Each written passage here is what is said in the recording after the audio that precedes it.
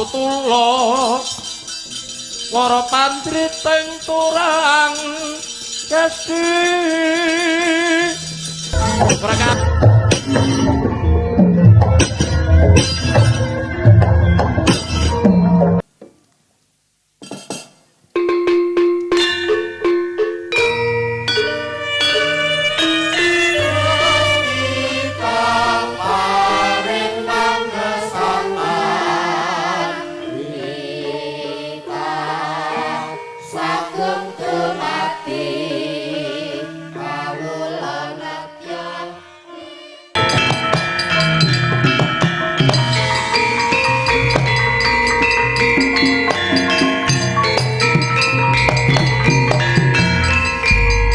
Dumawur mangawura purwuran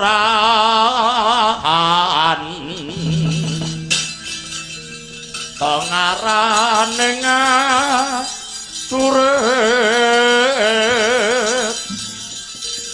song guru kongso tataka ya butulo wara pantriting turang Gusti prakata ingkang bojala ayu sebe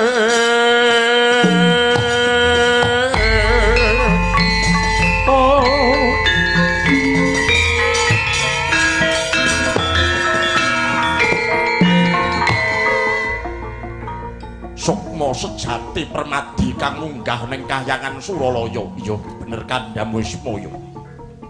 Tekaku mapan ning kahyangan iku ora ana liya mung kejaba nggonku bakal kepengin lan kumacelu duweni wahyutuh jali ingkang bisa cumandha mapan ana ing anggaku.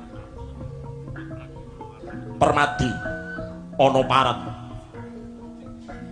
kowe bisa mburuhke Ismaya winalika ning mapan ing Madyapada nanging ora mapan ning kahyangan. Panjenengan ulun iki dewa yen to mapan ning kahyangan. Yen to kita kepengin bakal ngrengkuh wahyutuh jali mara gage tebusen kanthi blabaring marus utaing getihmu Permadi. Tak tandangi tenan dina iki mara gage joget tak kendhange supaya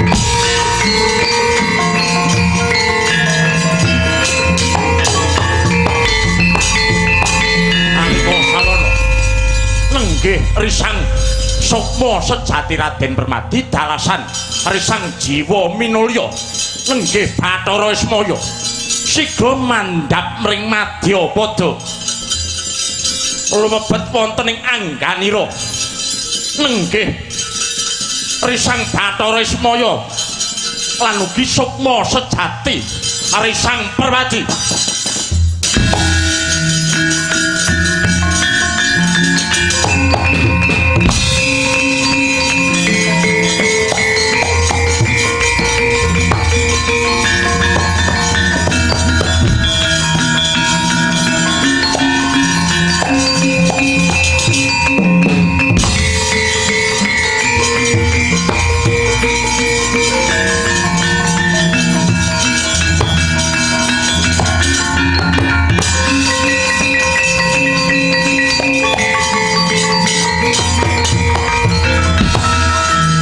Aduh Kyai kalenggan menika kula menika estunipun bingung bilung-lungan kenging menapa Paduka Kyai mboten enggal jugar menika kados pundi menika sampun mataun-taun kula nenggani dumateng Paduka Kyai parandene Paduka Kyai mboten enggal-enggal paring dawuh kula menika kedah kados pundi Kyai.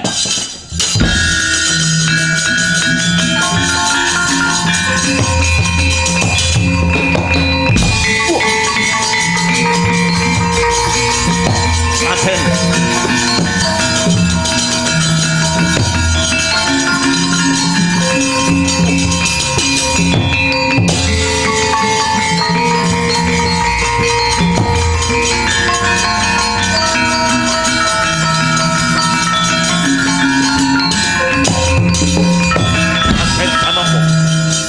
kenging napa Paduka tumibeng mapan wonten ing Gunung Tidar menika. Waduh Raden Paduka menika kenging menapa Raden Janaka? Raden Janaka. Ah, Janaka ilang nyawah Duryudana Palas.